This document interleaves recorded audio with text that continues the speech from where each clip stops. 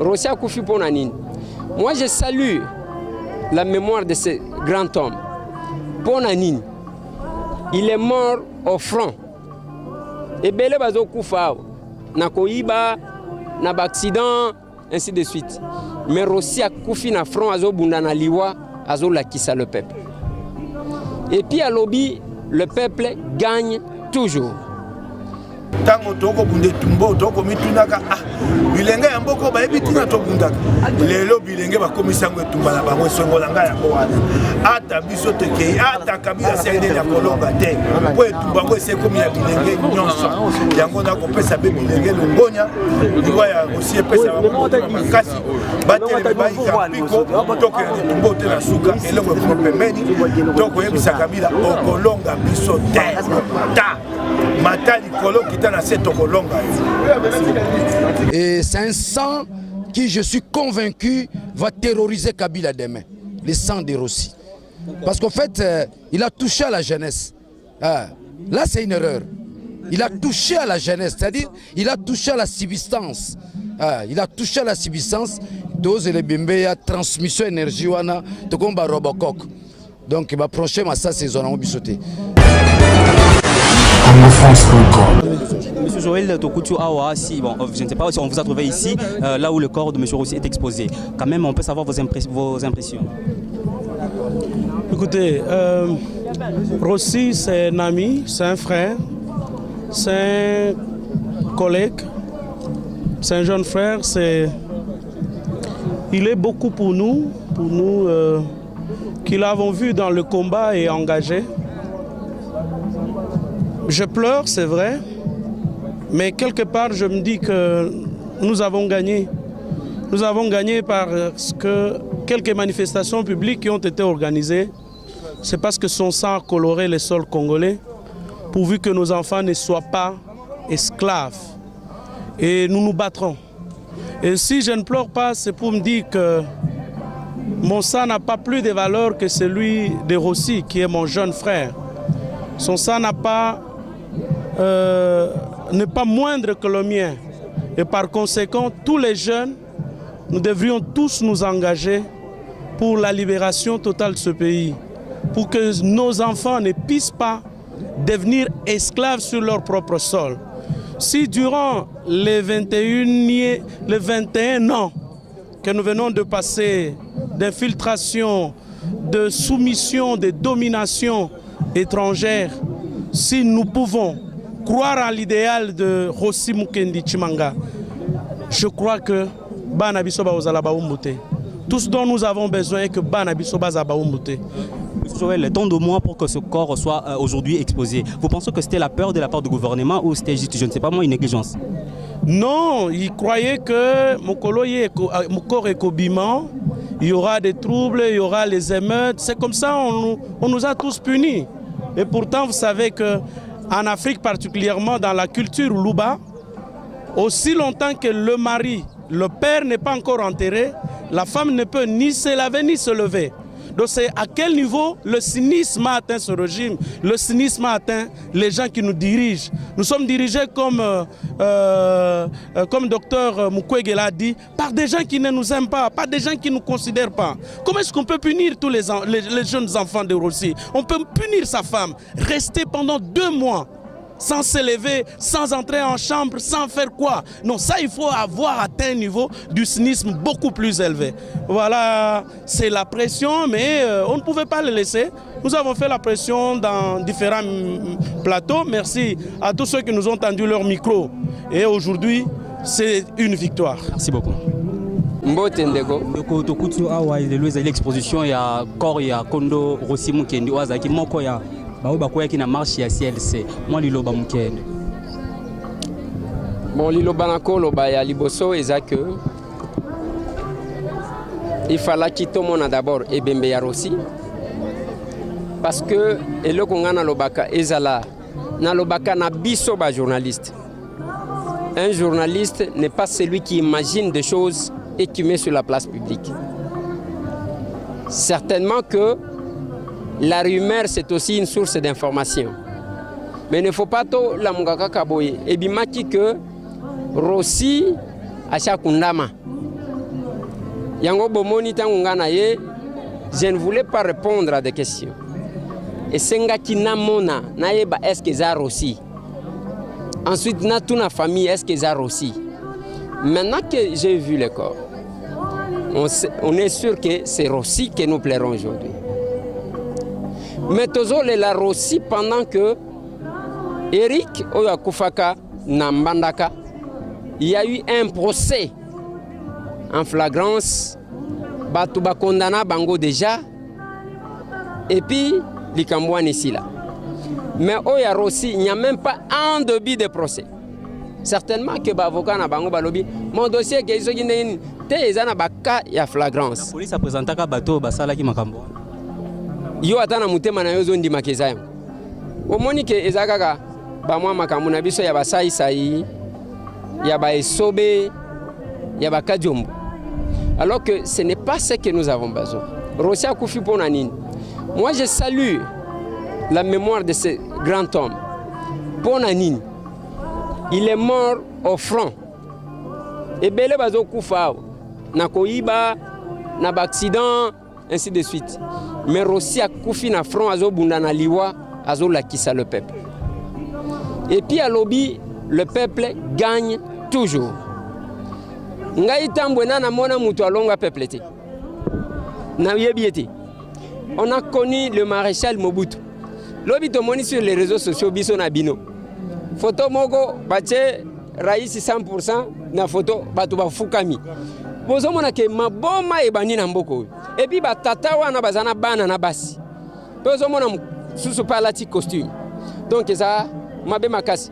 Ngai loko ngai na zolo bana batu.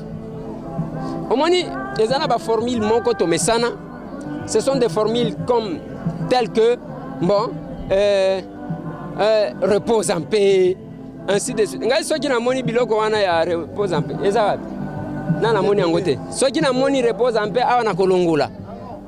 On n'a pas besoin que Rossi se repose. Finalement soki to linito pe misaka ba hero to bundande nini. Biso ba toto bundaka na bambikudo. Donc Rossi ne doit pas se reposer. Rossi bunda na bango lisusu. Comme ça bazanga pongi baye bake batushaka n'importe qui te. Yango na lobaka chebe ya bunda na bango. C'est un appel à combat spirituel. Le combat spirituel balongola ka milimoti. Ngana kinda kuna te parce que bakoya ko bimisana o izana katinanga. Donc ezako lobaka ndenge to telemia ezala uzana caméra, uzana micro.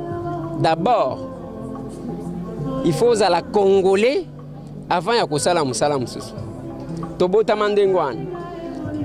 Komona makambu tozo sala lokola makambu ya bavoyou, lokola makambu ya batu mususu ezasoni.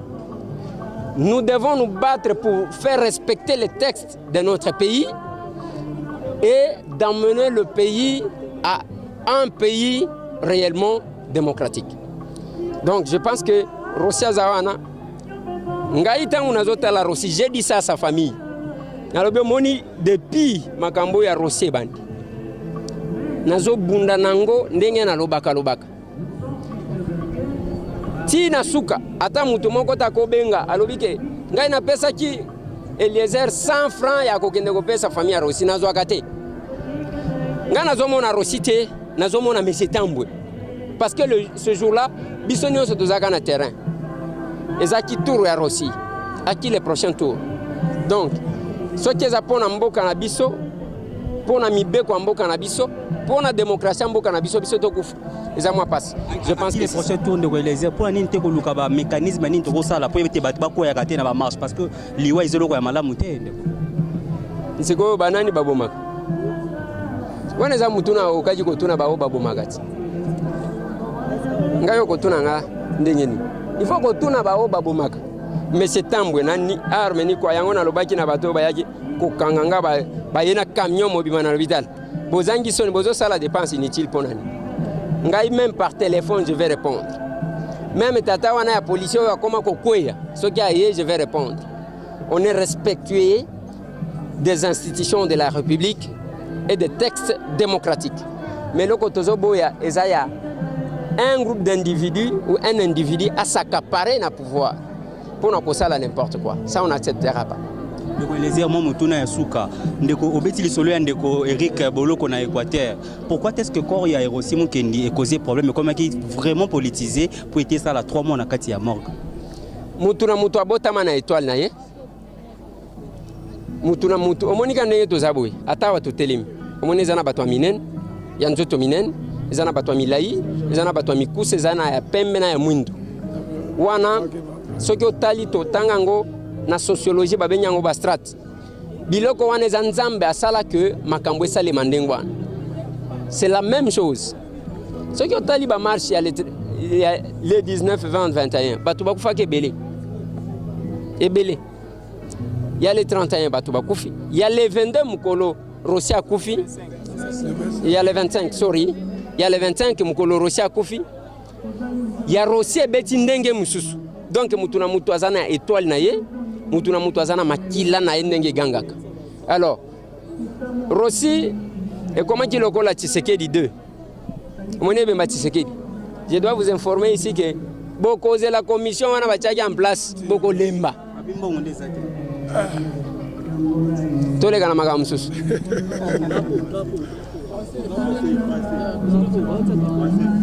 Akobwaka pe pa bilenge na sepeli na moni te bilenge basi bayebi tina ya mboka na bango. Tango toko bunde tumbo toko mitunaka bilenge ya mboko bayebi tina to bundaka. Lelo bilenge bakomisa ngo etumba na bango songola nga ya wana. Ata biso teke ata kabila sende ya kolonga te. Po etumba ngo sekomi ya bilenge nyonso. Yango na kopesa be bilenge longonya. Liwa ya aussi pesa ba makasi.